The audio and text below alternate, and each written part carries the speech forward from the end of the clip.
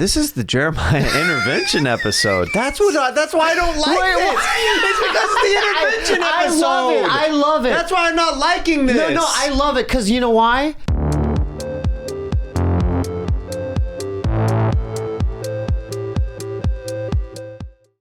I think we're doing this. Ba-ba-ba-ba-ba. Ba-ba-ba-ba-ba. Ba-ba-ba-ba-ba. Ba-da-da-da-da. Ba-da-da-da-da. Da-da-dee-dee-dee. Di-di-di-di-di. Da-da-do-do-do. Ba-da-do-do-do. Da-da-da-da-da. That's what this podcast is.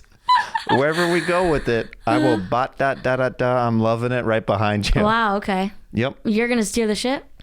Oh yeah, you're gonna be my first mate today. Oh. Yep. Great.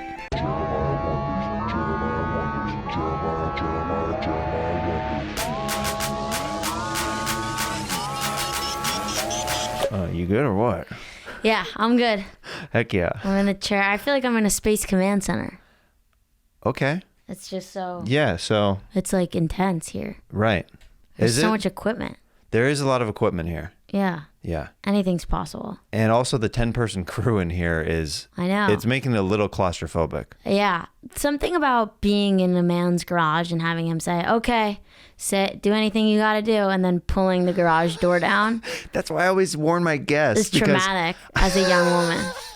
That's why I warned you, because I didn't want to just be like, shut up. Yeah, you're like, oh, I'm in the back. All right, say goodbye. You're all set? All right, I'm going to pull the garage door down. Now clap for me. Yeah. Now clap. I know. So I was kidnapped, and he made me clap, and he made me do 70 episodes of a podcast. I know. I went to the bathroom. There's all these like baby toys. There's no baby in sight.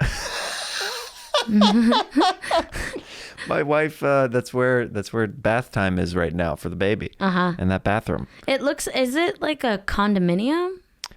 So it's a duplex where we've got neighbors upstairs. Oh, okay. Who lives upstairs? You know him. Have you seen the movie Duplex?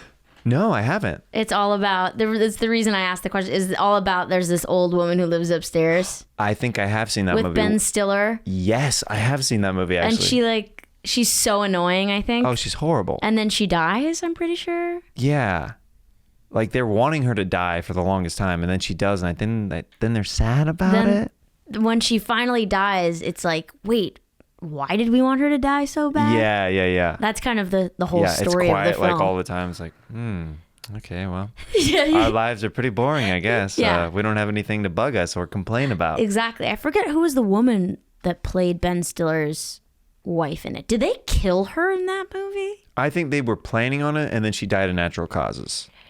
Right. So this is the famous movie where Ben Stiller and his girlfriend want to kill the old woman who lives upstairs. Yeah. They're plotting her murder. And when she dies, they're bummed. Yep. I can't believe that's a real movie. It's a real movie, and we've both seen it. The fact that we've both seen it, that's the more impressive thing.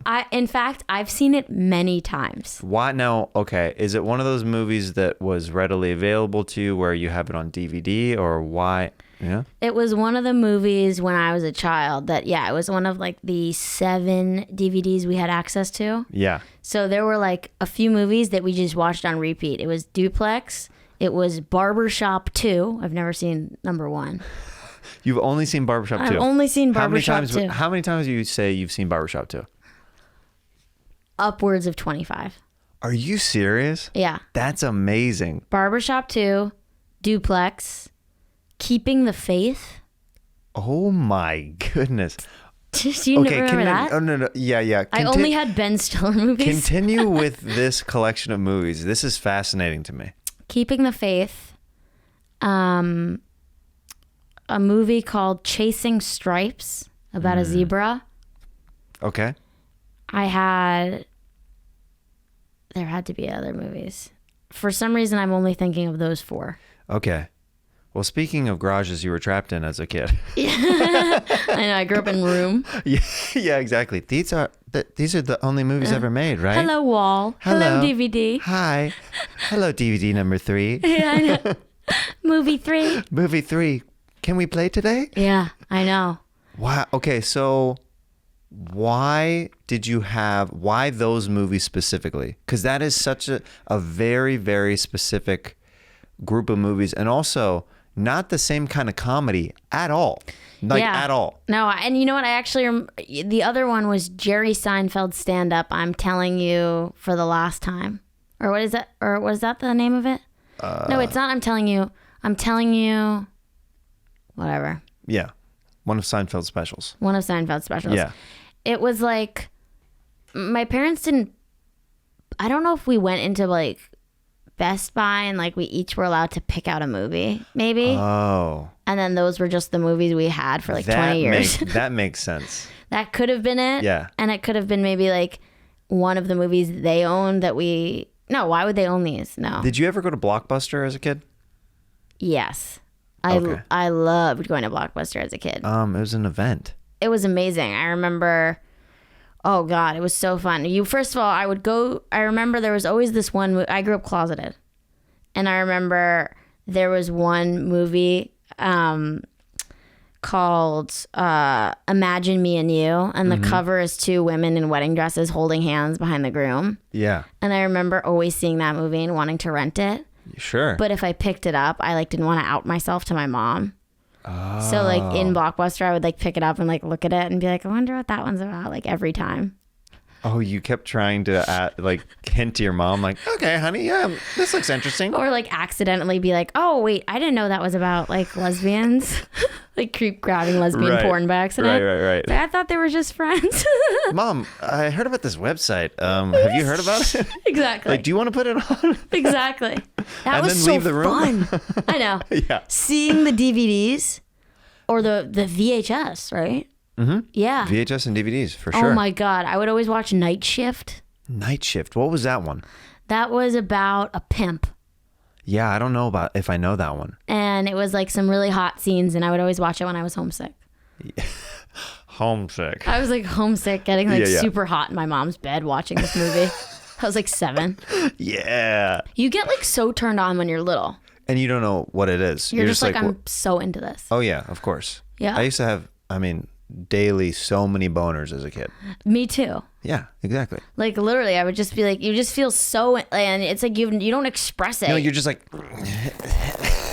it's just like all pent up and just like weird, like it'll come out in like weird bursts of emotion in other ways and stuff like that. It's so frustrating. Yeah. And it's just like frustrating is a key word as a Yeah. youth. Like you're like, I just don't know what's happening or why I feel or what's going on. Totally. Yeah. Totally. I remember like watching Jerry Springer because it was on during the day when I was home. Yeah. And like something about that felt taboo because they'd be like, and she fucked him. And they'd like bring people out. And I was like, oh my God, no one can see that. I like This is insane. This is insane. It felt really wrong. But I loved Blockbuster. Yeah. What did you get? Oh, Blockbuster. I remember this one time I wanted to rent Black Sheep with Chris Farley and David Spade at Blockbuster because my friend had never seen it. And it was one of those things where I was like, how have you never seen Black Sheep? Are you kidding me? We have to rent it tonight. This friend of mine, because I grew up religious, this kid's family was also very religious, like even more so than mine. Yeah. Like to the point where my family, like if it was comedy, like you know how like with certain religions and stuff, like well with pretty much every religion, they bend the rules kind of to what works for you. You know what I mean? Yeah. Like if my family a lot of times is like, if it's funny, you know, maybe the Lord would be okay with it. You know what I mean? Like that kind of mentality. They never said that, but that was the kind of the energy behind it. Is like, but it's so funny and harmless. We'll be all right. That kind of thing. That's a great energy. No, it's for sure. I love that part of the religion. Yeah. Exactly. Yeah. So my mom mainly was like, if it's funny, like we're gonna watch it. Like, but my dad would be the one where like he wouldn't let me watch like The Simpsons at times and stuff like that. He would go. He'd have religious ebb and flows where he would be super hard in the paint, and then other times like just so like out of the woodwork, like we're partying, you know, like right. So because different. it's what works it's what you rationalize to yourself. You can like tolerate. Yeah. It's hilarious. Yeah. So we rented Black Sheep, and it's a PG-13 movie. And you're only allowed one F word back in the day. I think it's still one F word. The rules of PG-13 is one F word. One F word. Oh, you get one F bomb and that's it. Because rated R, there's 2 F-bombs plus, and it gets the the language rating. Yeah. So we rented that, and they were saying like, some swear word or something, and the dad walked in while that was going on. He goes, "If I hear one more swear word in this entire movie, I'm yanking it out of the VHS player." And I was like, "Oh no, I don't know, like he's probably gonna hear something at some point. Like, I just like the movie, so I'm not really thinking about it." Yeah, you didn't do the stats. You didn't run the numbers. I know, I didn't crunch the numbers. What was I doing? Yeah. While he's in the room, No. during that 30 seconds, the one F-bomb in the movie plays, and he's like, "Get it out of there! Get it out!" And I was like, Oh my God. yeah. And so like my friend never saw the rest of it. Hopefully he Wow. did to this day. Hopefully he re-rented it. Why did you know so many super religious people? Why did I know so many? Were you in a religious school? Oh yeah. Catholic? Private Christian. Private Christian? Yeah. That's cool. Yeah. So, I mean, all my friends, I've always lived my life on both sides of the track. Like I went to a private Christian school, but then I played soccer with the kids at public school. So I literally was, you know what I mean? Kind of doing that dance between camps. And What be was the guys, I'm cool with everybody, guys. Don't worry about me.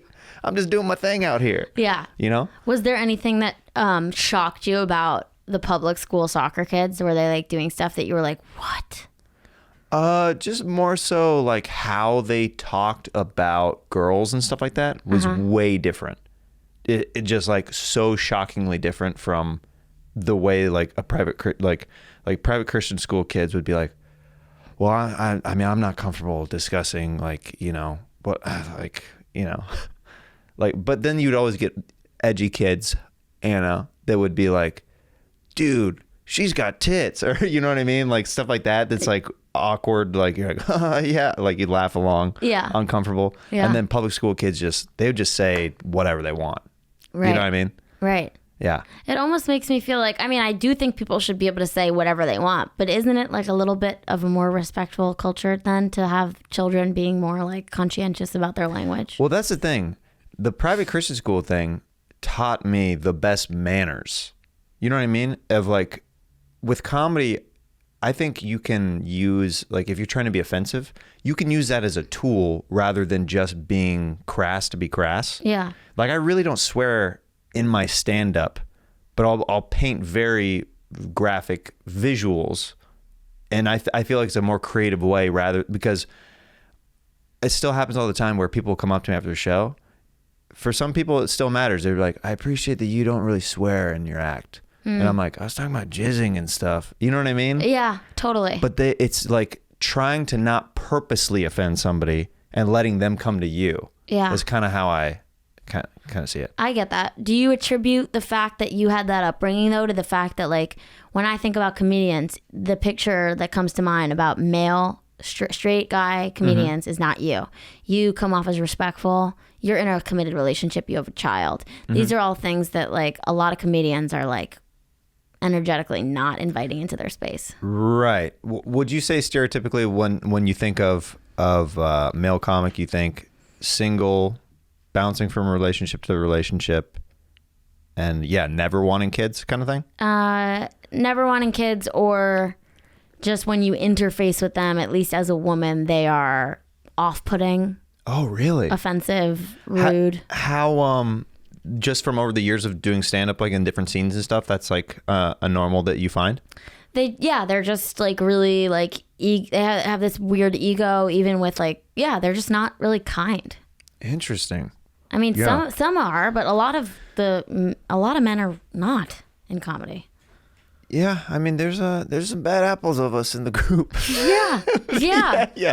So it's interesting though that like you did have that upbringing, and I'm joking about it, but it's like, look, you're nice.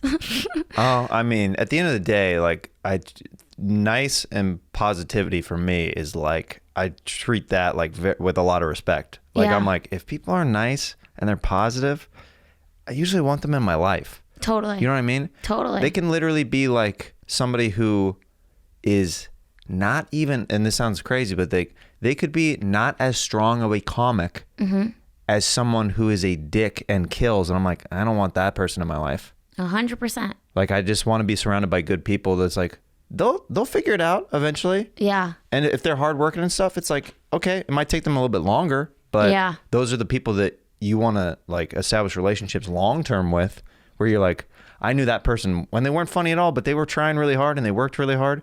And now they're one of the greats. It's like, I feel like that happens a lot in comedy, where it's like that marathon mentality where the relationships and the hard work eventually pay off. Yeah. It might not be, you know, like the fastest route, but I think it's the most fulfilling as far as like with surrounding yourself with people who are like are good quality people.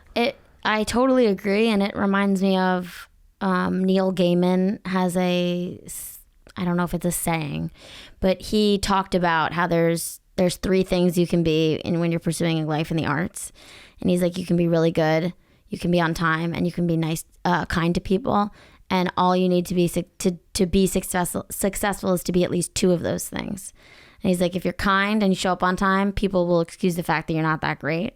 Wow. If you show up on time and you're amazing, people will excuse the fact that you're not that nice. And if you're kind and you're amazing and you run a little late, you'll be fine. Wow. Yeah. So I mean, just hit 2 of the 3. I mean, that's pretty good advice. Yeah. Yeah. That's crazy. Yeah. Yeah. Who's this Neil Gaiman guy? He's an author. He did fucking the book, what's it called? Our City of Gods? No. You tell me a Blockbuster plot with Neil Gaiman. What is this? Yeah, no. God, I remember let me look it up. I remember how Blockbuster smells. Do you? Yes. There was a very specific plasticky smell. Exactly that. American Gods. He wrote American Gods. He wrote The Sandman. He wrote Coraline. Oh, okay. Wow. Yeah. He's a famous author. Okay. I have to look him up. Yeah. Okay, check it out. Check it out, guys. That's my Hit the bad. link in the bio. Sorry. Description below. Yeah. Yeah, it had that smell. And remember the drop-off window where you would like put the movies in this like that like vagina of the Blockbuster? Put it in a slit. It felt good. Yeah, and make the Blockbuster come. It just comes like the film reels like it's like, oh, what is going on with this? It's like there's like a woman smoking behind there. It's like, don't look at me. Yeah. Oh my God, yeah. That was fun. Wasn't there something kind of relaxing about, for me, I really enjoyed watching the employees rewind the tapes. Oh God. Like I would try to remember to rewind. Like usually we were good about rewinding because it was always like, be kind, rewind, because so it wouldn't take them time. But while I was checking out, there's always a girl or a guy, like a teenager, who's like, and I'll just watch it like, this is the coolest job. They just get to rewind these tapes all day. I can't believe that. I just remembered that was a thing. Yeah. Was that a specific device other than a VHS player that you hit rewind on? Was there like a rewinder? There was. There was separate like hardware for the rewinders. Oh my God. Yep. Yeah. My grandma had one that was like, a it's rewinder? like twice the speed of your VHS player. Whoa. Right. Yeah. It just cycles it through. Yep. Wow. Your grandma had one. So she was a really rich woman. Yeah. She had pencil sharpeners too. So whoa. Electric? Nope. She had it bolted to the wall, one of those metal Remember cranks. that in Yeah. school? Can I go sharpen my pencil? You go to the side of the room. It's like by the fire hydrant. It's like, Oh, that was like the kids' version of needing a cigarette. You know what I mean? It's like, hey, can I gotta really need to sharpen. sharpen my pencil right now. oh my God, that's so accurate. Oh, this feels so good. Just, Oh my God, yeah. and then you hit that chunk every once in a while. You're like, Oh, fuck. I just start out. Yeah. Yeah. Oh my God, once in a while your teacher might have like a battery operated one on her desk. You just go over there and like jerk it off. Oh, yeah. Ah. Oh, yeah. Yeah. Yeah. You're like, I got 4. Can I do 4 at once? You mind if we go for a minute? You're like, I got to sharpen all these. Did you ever have that kid in your class that would sharpen it, like just because he could, like down to the thing, like all the way down? Like he'd just be like, Right. You're like, what are you doing, Josh? yeah, Josh, there's other people in line here. Yeah. They like make it really short and like it's to the point it's like not practical. And you're like, dude, nobody can write like, like I know. this. Totally. But you want to test the limits at that age. Oh, of course. And you still do. You wanna want to see what's possible. You want to see if it catches on fire. Yeah. If the school fire alarm finally goes off for a practical reason and not a kid pulling it. Oh my, remember fire drills? Yeah. Just going, I loved them. just You to get to did? go outside. I didn't like standing outside. I was one of those people who was just like, oh, we're going on an adventure? Cool. Yeah, no, I guess that's fun. It Right? is fun to be like, yeah, the alarm goes off and it's like, all right, it's a drill. How Yeah. often did they do those? Well, we had, because I'm from Kansas, we had tornado drills as well. Where did you grow up originally? Connecticut. Connecticut. Did you have anything that was like not Fire drill? fire? School shooting drills. See, we did not Lockdowns have those. for bombers. Oh, Yeah. See, yeah, we did not have those. We were at the start of that craziness. Yeah. That was in 2000. Like when I was in high school, we were doing lockdowns, and that was in like 2009, Okay. What year did you graduate high school? 2011. Gotcha. Because we were a class of 2011. We bring hell. That was like the saying that they did. It goes hard in the paint, man. Yeah. That's pretty cool. Yeah. We Yeah. bring hell. I remember that. And everyone would go like this to hold up devil ears. We were 11. like L's. nightmares. Yeah. Yeah. Wow. We didn't bring any hell. No. You brought a lot of heck. We brought a lot of heck. I remember actually we had in 8th grade, on our 8th grade graduation, because we were going to high school. That was our middle school graduation. Yeah.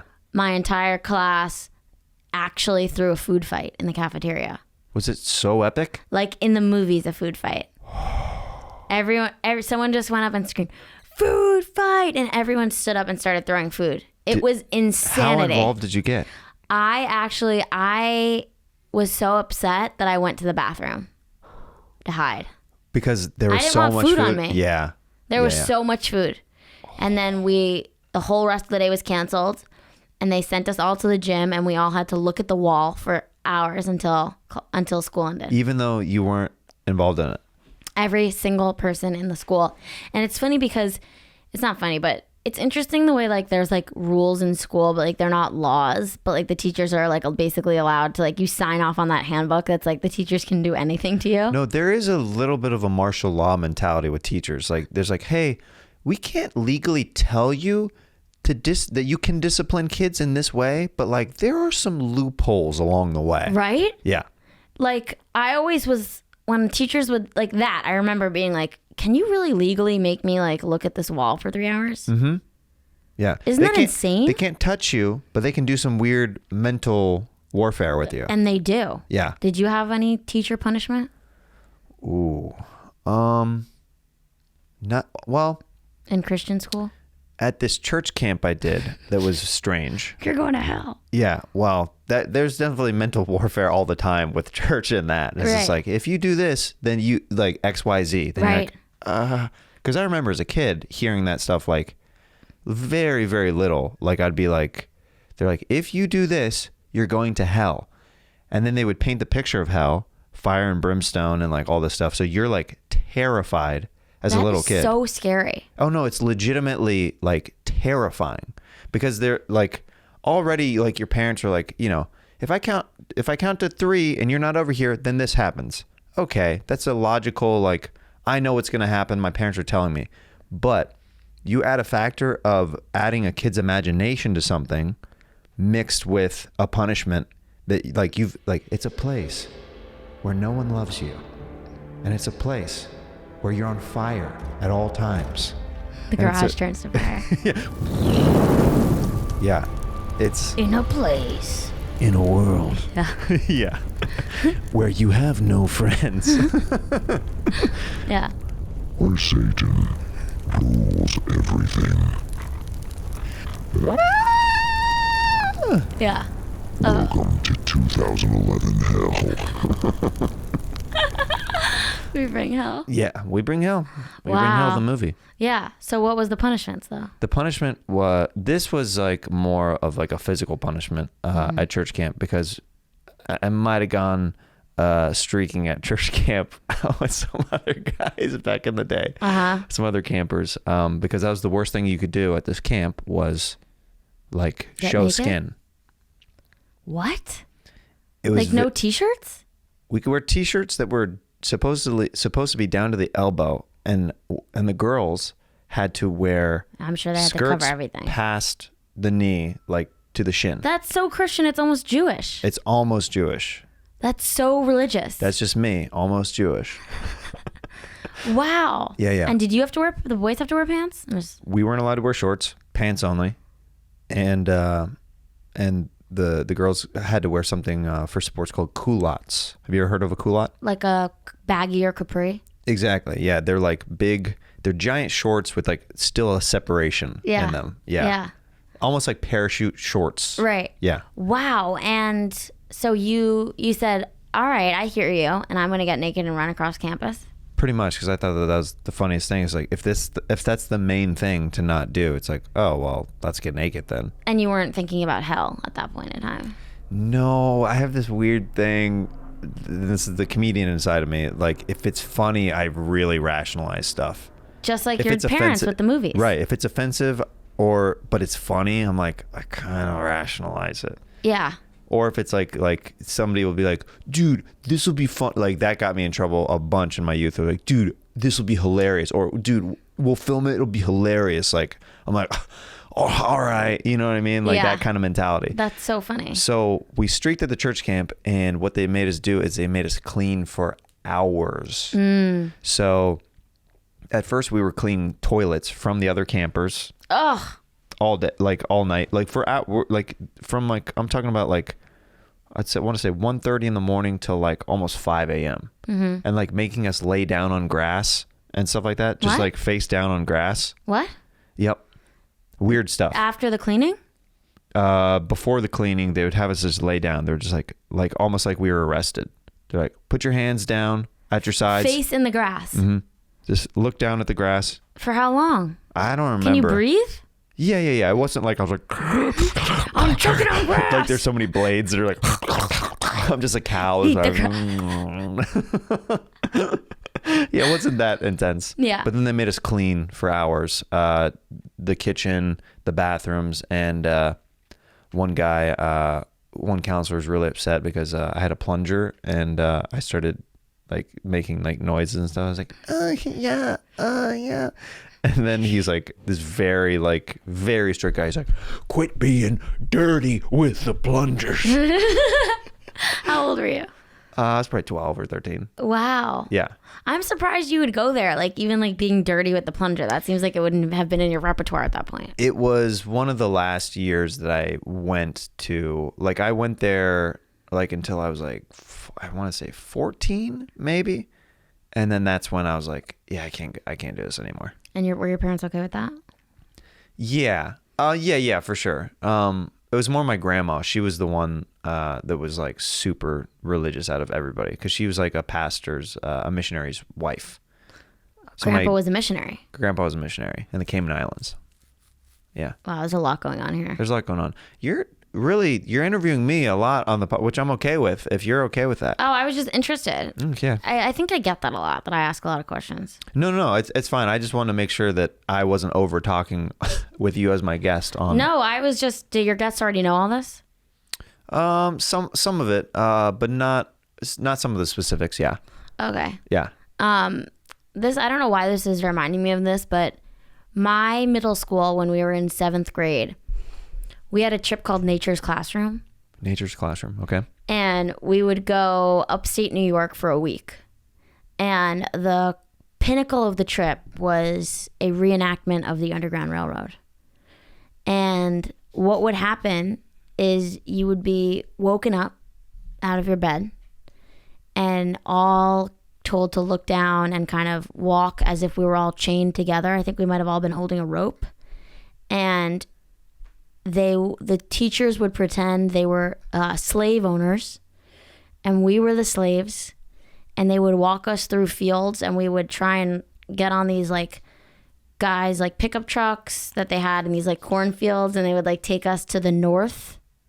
And then finally, after like 90 minutes of this, we would reach the north and get to run across this field and make it to freedom while teachers tried to catch us and stop us as a reenactment of slavery.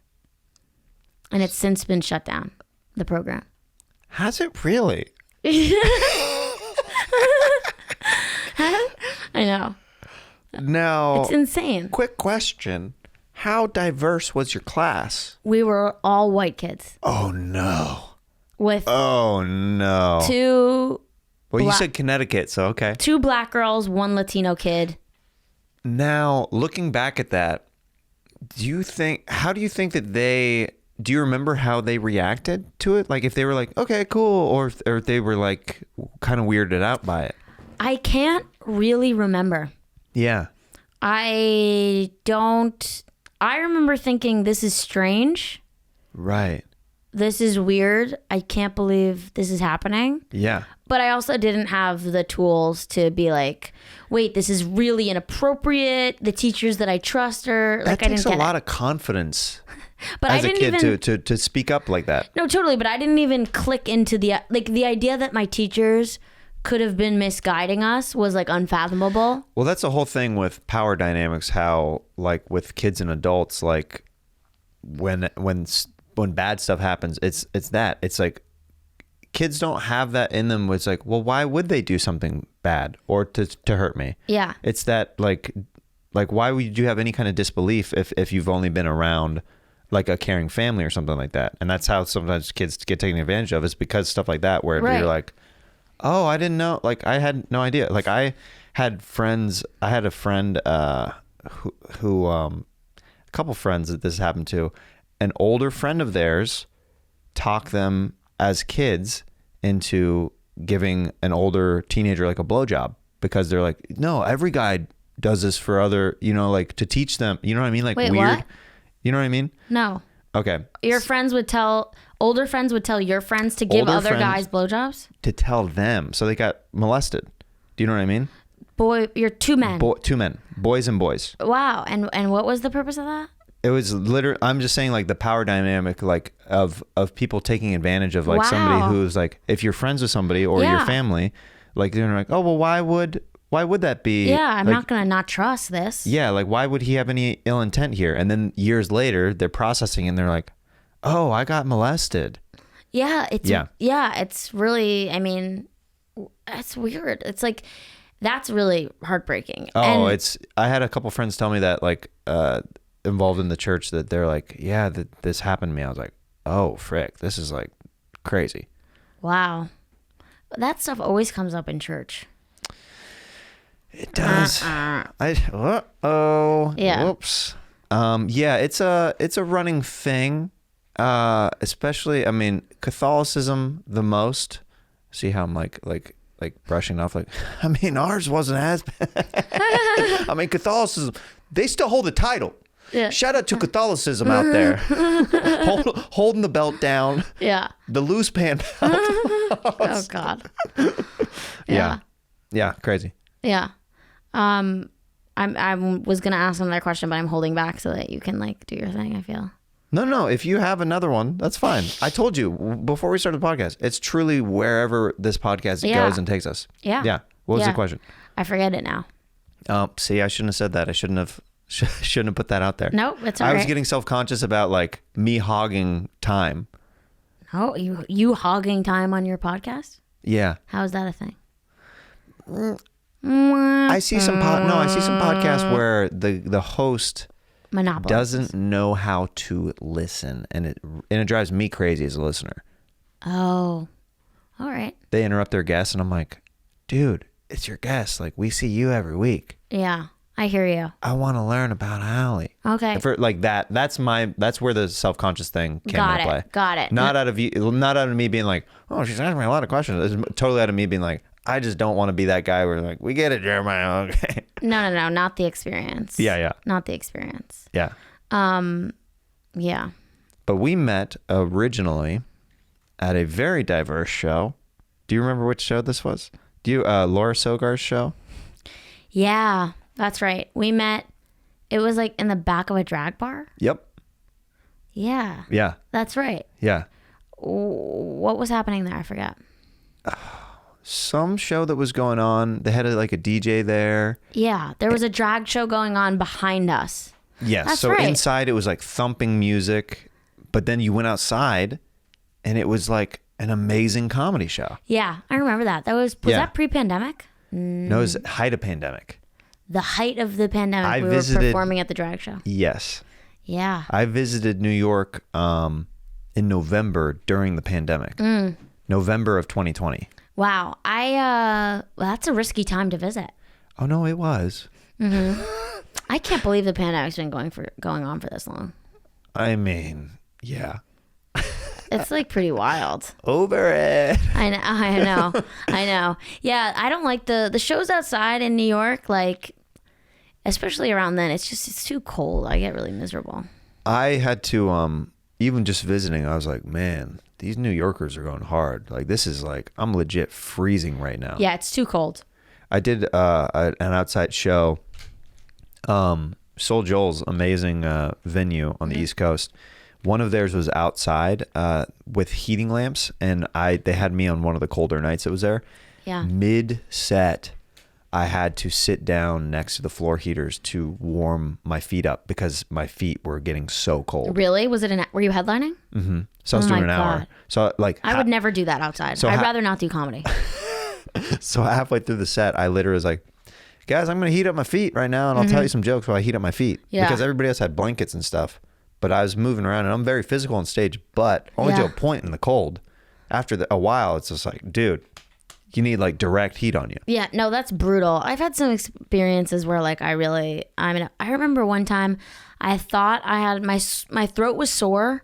I was coughing a little, but I was like, I could still perform. Right. And then I went to do a show. This was before COVID. I probably started spreading COVID. And I started coughing in the middle of my set, but it was like one of those coughs where you ever like you're coughing and you're like, I know that like this person is just like watching me like cough, but I'm going to need like a full like 3 minutes to like choke. Uh-huh. Where you're just like, you have to just like cough it out and you like cry and you can't breathe and you get water, like your eyes are watering, and it's just, so I started doing that on stage, and it was like a 25-minute set, I remember. And I was just like, I think I asked someone in the audience to like go get me water. It was just really uncomfortable. I like really wanted to get off stage. Yeah, that's I saw Sarah Silverman do something interesting on stage when she was performing Sick once. Yeah. And this is years ago, and I just found it really interesting what she said. She goes, "Excuse me, I have to blow my nose real quick." She told the audience, and she blew her nose, and she goes, "When you're starting out doing comedy, you have all this adrenaline, and when you're sick on stage, it won't show until you get off stage." But she said, "I've been doing comedy for 30 years or whatever she said, and your adrenaline doesn't kick in the same way, so your body still functions how it does in normal everyday life when I'm on stage now." So she's like, "So I need to blow my nose like you would." Right. And she just spelled it out for the audience. I'm like, that's so interesting. That is interesting. Because I've had some sets where I was deathly ill, like food poisoning, different iterations of, and stuff like that. Yeah. Do the show. As soon as I get off stage, you know what I mean? And then I'm really sick again, or I have a bad cold and then I blow it afterwards. But totally. yeah. I've had similar. I remember one time I was super sick. I don't know why I didn't cancel. Why are we not canceling? It's a whole thing. It's kind of like if you cancel, someone might not like you, and you might lose affection. It's like You might get rejected. No, it's like really frustrating because like at the end of the day, it's like, can everybody just like us? Like, like that'd be really chill if like people just be like, I like this person. I know, we're so deeply craving validation that we're like going on stage sick. I remember I went on stage sick. I got off. I threw up. Ooh. Yeah, and I was just fighting against it. Was when it I was flu on stage. or do you think it's food poisoning? It was like flu type stuff. Yeah. Yeah, but it was just like the extent I would go to not cancel because like you fight so hard and you're like, I don't want to lose. Well, that's the thing. I think it's more that we claw so hard to get any kind of traction going that we don't want people to be like, I mean, yeah, she canceled, man. It's just that like, oh, it's so. Yeah. I had one recently where I went to the wrong venue. I was headlining. There's 2 locations in LA. Headlining the wrong venue. I was already late. Showed up late. It's dark, and I'm like, I call the guy, and he goes, "You missed it, man." I was like, oh. How late is late? I was like, well, they told me, I think I was like 10 or 15 minutes late to a headlining set. It was bad. Okay, keep I never going. do this. You missed it. Yeah, I missed it. It was like all dark on the outside, and like I apologized, and I was like, I'll make it up to you. So it's like, it's all good, man. Like, there's just some people that came tonight to see you. I was like, like it just kept like twisting. I was like, I'm sorry. Oh my God. And it like wasn't a good enough excuse why I was late. So that added to it where I was like, I just wasn't keeping a track on my phone on time. Mm-hmm. Yep.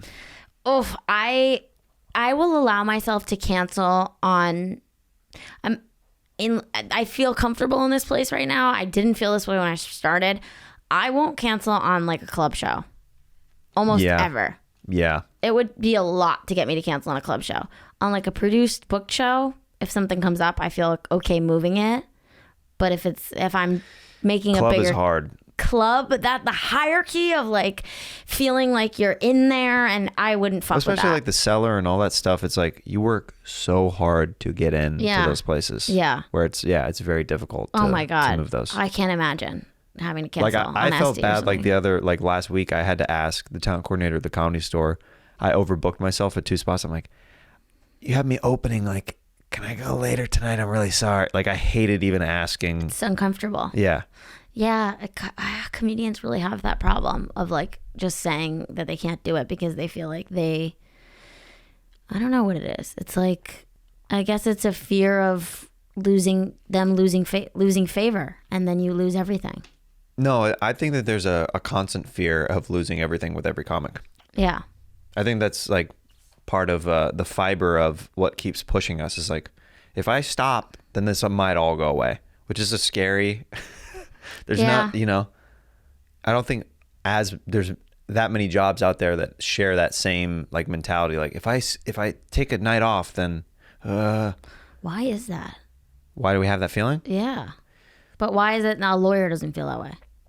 Because I think that they can rationalize they're on a salary or something. You know what I mean? Or they have a number of allotted days of time off that's acceptable. Yeah. We're not given at the beginning of the year, like you get 2 weeks paid leave vacation. Right. That is non-existent in the entertainment industry. Right. So you're constantly, even when you do, like for me, like I'm admitted workaholic. When I take time off, I enjoy it to a certain amount of time, but after that I start getting too much anxiety where I'm like, I could really be doing some stuff right now that I know that I have piling up now. Like I'm very good. I've gotten better at it. My wife has helped me a lot with that over the years, being like, yo, you can slow down a little bit. Right. Like, it's okay. Yeah. Negotiating the balance. Yeah.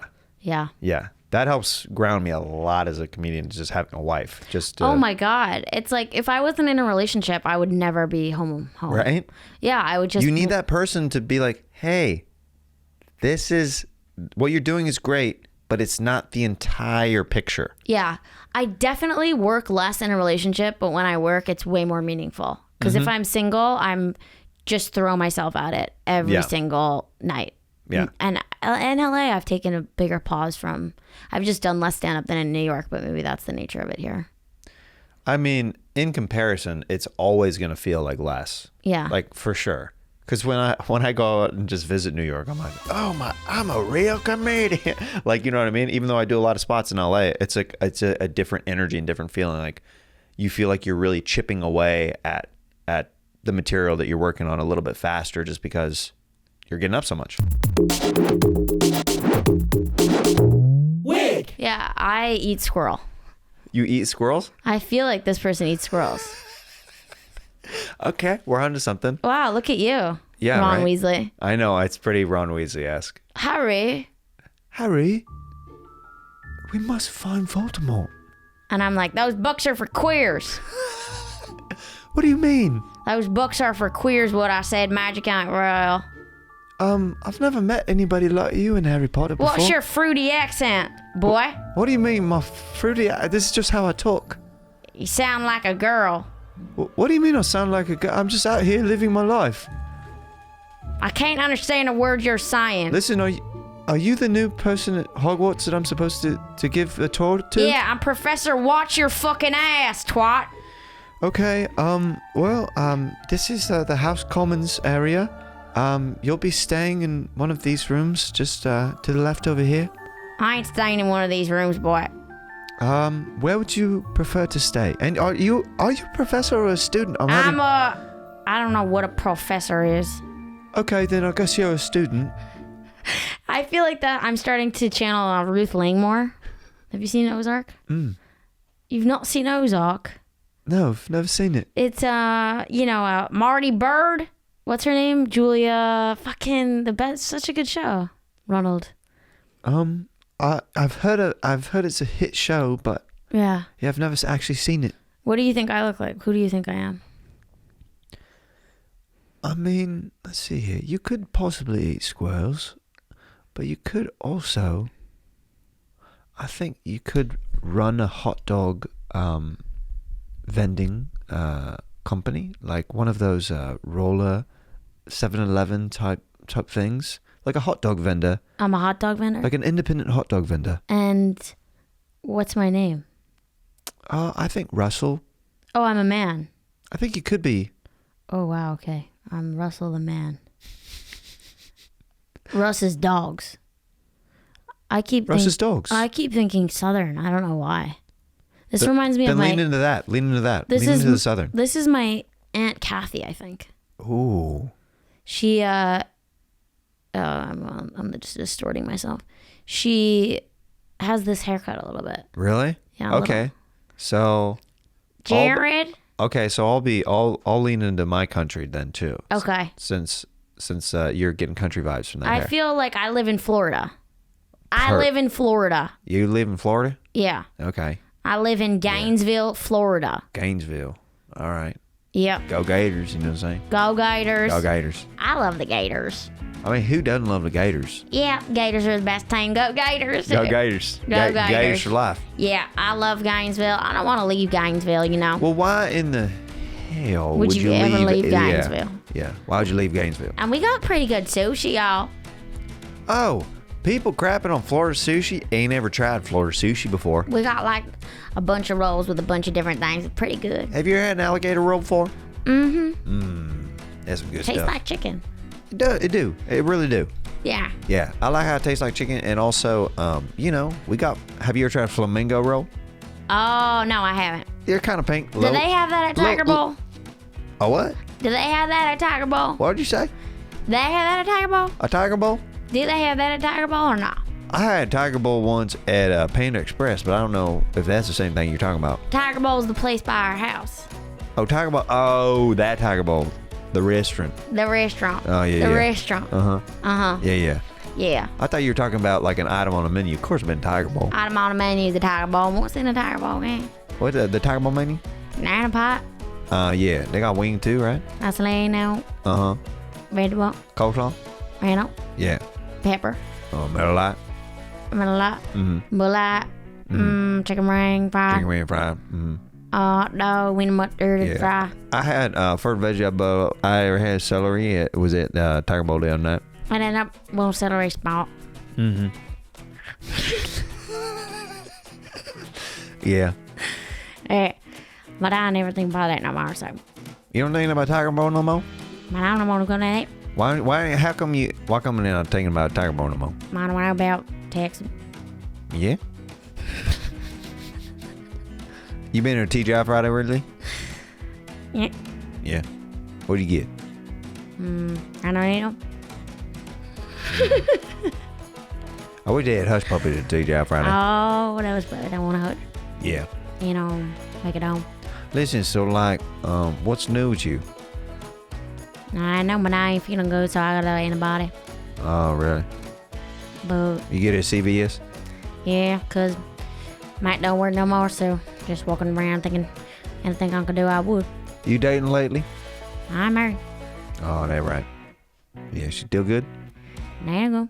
Yeah, all right. 22 and gonna stay that way for whenever I want. Mm-hmm. Yeah, been there.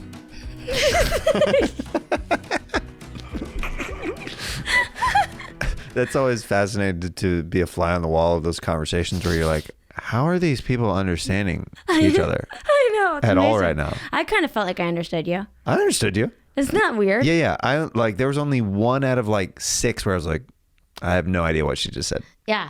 Yeah. But I I knew exactly what we were talking about. Oh yeah. Yeah. Yeah. Feels good. This also could be Right? It could be like a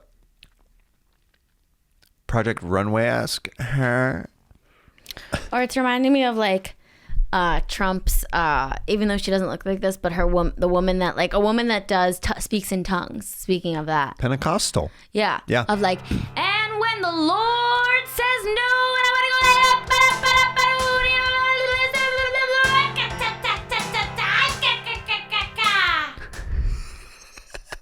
know what I mean? Oh, I know all too well what you mean. Right? Yeah. There's a woman, I don't know if you've seen her, Opal Kobe. Opal Kobe. She was running for mayor in somewhere in the Midwest. Yeah. And she believed it was her divine purpose. And when she would do her, like, you know, campaign speeches, she would go into speaking in tongue. And you're going to vote for me, and I want to go. And this feels a little bit like that.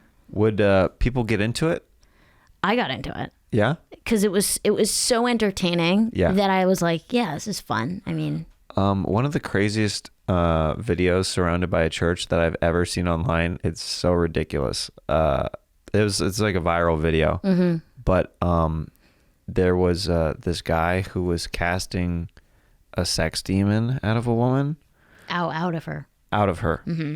Like, because this demon was having sex with this woman, like this evil presence. Mm-hmm. There's a black church, and he is just going like, let me take it out of you. Like, and he's like going, she starts spitting up like it's cum out of her mouth. She's like, I was like, what is happening right now? Is that what is that? Is she really frothing out? So it's just spit? She's just getting nervous? No, she was saying that was his, like, the demons, like, that was admittedly saying that was like his load that was like coming out of her mouth. And do you think that's all bullshit? Yes, I do. Yeah. Yes, 1,000%. I think there's a lot of just like with any business, I think that there's we're talking about good apples and bad apples. There are people who know how to manipulate faith, or it's the same thing as like a shady agent in LA. They know how to manipulate people's dreams and desires and their wants, and they know how to really tweak them in a way that where at the end of the day, those mega churches make tons of money. Right. And it's huge tax write-offs and everything. So, like, of course, they're going to play to the people who are more weak-minded and desperate who believe in that. Yeah. So it's like, I still believe in God, but I have a very different perspective from how I grew up and what religion is to me. And I really don't like organized religion anymore because I feel like the people are messing up what was intended for the message. Which yeah. You know what I mean? Of Which course. At the end of the day is more like a very simple, like, just be a good person. That's what I'm just about. Like, at the end of the day, regardless of what you believe, like whether there's a higher power or not, and also people pushing it on other people. That's a big thing in religion. Like, you have to believe what I believe. And it's like, no, you don't. Right. You really don't. Right. Right. Are your parents still religious? They still, my dad is still very like this. Uh-huh. Like one week he'll be like going to multiple church services, and another week he might be like partying again. You know what I mean? So like it's still kind of all over the place. Yeah, it's interesting. Yeah, I totally agree. It's like exploiting the any sort of like moral value of the entire operation. Right. Yeah. But they believe, and when I say that, I mean people that want to enroll people in their religious beliefs, that they are spreading good, right? Yeah. That's behind it. And I think that people just get caught up with, it's easy to get misguided when you are desperate for something to work in your life. Yeah. Because you're all of a sudden signs are presenting themselves. Do you know like I believe in good luck and good fortune, and I'm not a very superstitious person, but I do believe every once in a while that things like align. But I've met people over the years who are like, well, this must be a sign. I'm like, no, you just are forcing a moment. You'll take anything to be a sign. You'll take anything to be a sign. Yeah. We should have this baby because, you know what? The condom broke. It's like, what? Right. What are you? That's a sign? Right. From a higher power? The condom broke, so that was... You can make anything a sign. Exactly. Right. Here's your sign. Right. Here's your sign. Yeah. Yeah. It's not a horrible way to choose to believe when you like demystify it though. Like the idea that you want to believe that life happens for you is actually a great way to live your life. that like I'll take this and like use it to like Sure. make good choices, but then to pretend it's like divine intervention is like a little much for me. Yeah. A little bit too much. A little bit too much for It's a me. little bit too much. Well, unless the condom did break, and Then then that's a sign. that's a sign from That's a sign. from up above that we're having number 12. That's a sign. How do condoms even break? How do they break? Yeah. I don't. I mean, you just must have to Have be. you ever had a condom break? I can't really think of one.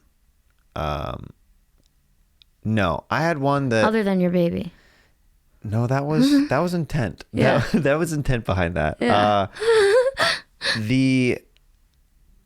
The only one that I've had is like kind of gross, like having sex for too long and the condom got too dry and started hurting.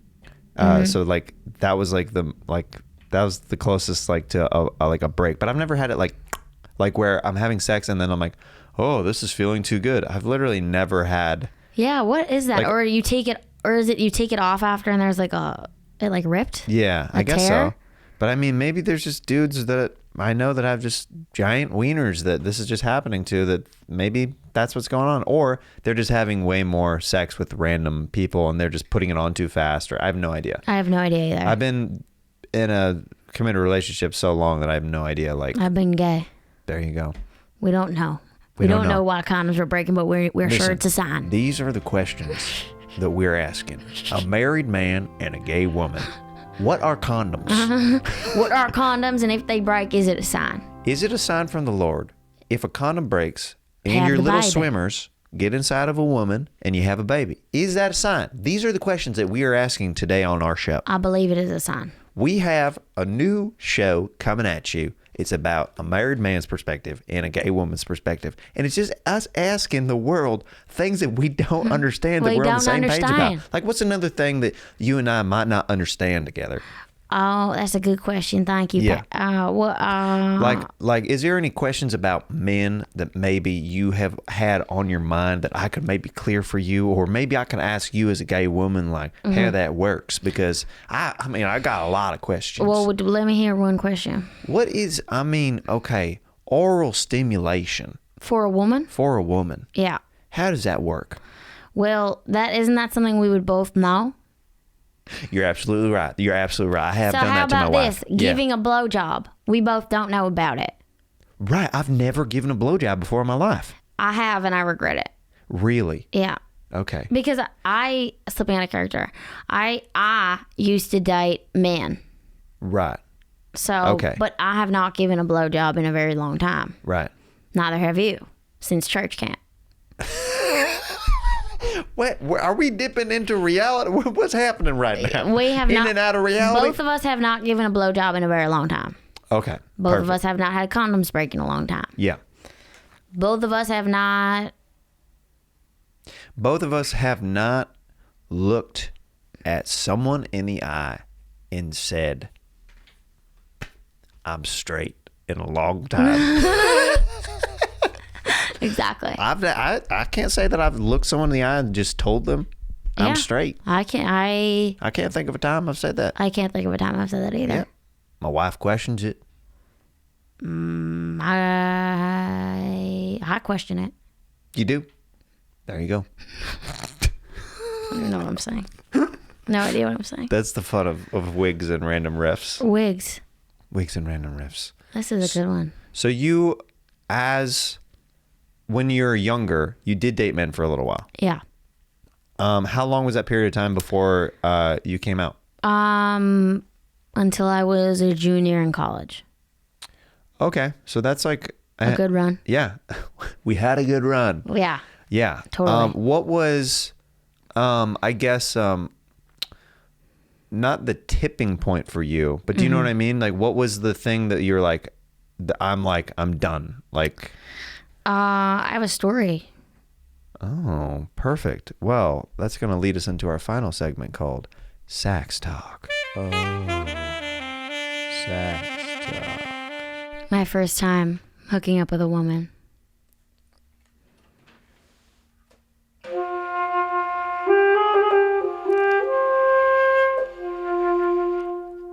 So she was in my writing class at NYU. And do I stop for your sax or you play under me? I'll find the moments. Don't worry. Great. And I had a boyfriend at the time. And she also had a boyfriend at the time. And I saw her in class and I was like, oh my God, this girl is so gorgeous. And I felt like I thought we were going to be together. And we ended up talking on Facebook. I found her on Facebook and I sent her a message after class. And we exchanged numbers and we were texting.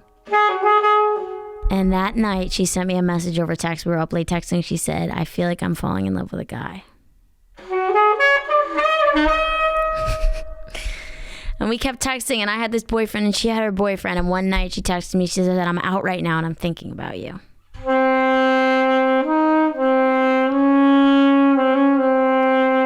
And I said, come over. And she did.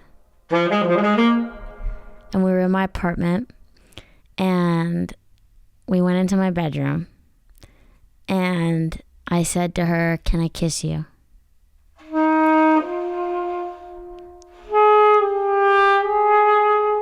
And we spent all night hooking up.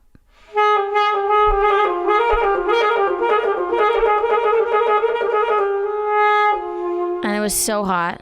And I remember how her hair smelled. This is so feminine. I remember how her hair smelled. And I remember she left at like 4 a.m. and she went back to her boyfriend who she lived with. And she texted me, I can still smell you on me.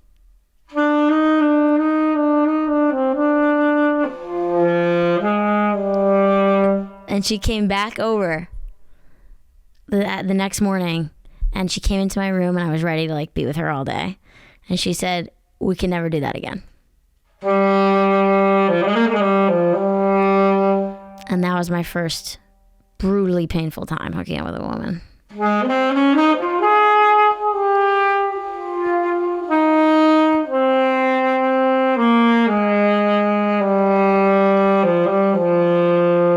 They'll break your heart. Wow. Yeah, it was painful. That is painful. It was really painful. Especially like if you've been feeling those feelings for like obviously many years and then finally for it to come to fruition and then be like, wait, what? I thought this was the new thing. I know. And I ended up breaking up with my boyfriend after that and then I started dating women. But that was like, whoa. It was like everything I had ever done was like black and white and that was like everything's in color. I was like, oh, this is me. I'm like grooving with that. That Pleasantville moment. Totally. Yep. Totally. It was crushing when she was like, we can't hang out anymore. But I was like, I needed that experience. So do you think, I mean, obviously who knows, but do you think she went on to remain a closeted person the rest of her life? I don't think she's gay. She's actually married to that guy right now. Oh, okay. And I think she had feelings for me and she experimented, but I really think she is straight. And I think that was like I don't know. Sexuality to me is like, it really is fluid. Like I believe that she loves her boyfriend and is committed to him. And I also think we had a connection and she explored it. I don't think it was so black and white. Yeah. For her. Yeah, that's interesting. With I forget what I feel like this is a stand-up bit that like multiple comics have talked about, but they're like how it's easier for women to be considered fluid, where it's like if you hook up with a dude, like people are like, dude, you're kind of gay now. Like that's like what it is. Yeah, we don't allow men to be fluid in their sexualities in the way that we allow women. Right. That's got to be hard for men. If men feel that you feel attracted to the opposite sex in a way that like you're like, I just want to experiment, but I also don't want what could become baggage or whatever of that of like people finding out or whatever. I mean, I definitely think it doesn't inspire men to explore. Right. Well, I think that's also why I've heard so many of my gay friends say that they've hooked up with supposed straight dudes who they say that at the end of the night, they're like, they get aggressive. They're like, don't tell anybody, or like, I'll hurt, you know what I mean? I'll hurt you, or what, you know what I mean? Like Yeah. that happens a lot. Like with some of my gay friends who have been on dates, they say they'll hook up with a dude where that's like literally at a very discreet location, and then like they're into it, and then as soon as it's over, like they find out they have a girlfriend or a wife or whatever, and they're like, you can't tell anybody about this. Yeah. Yeah. You watch Euphoria?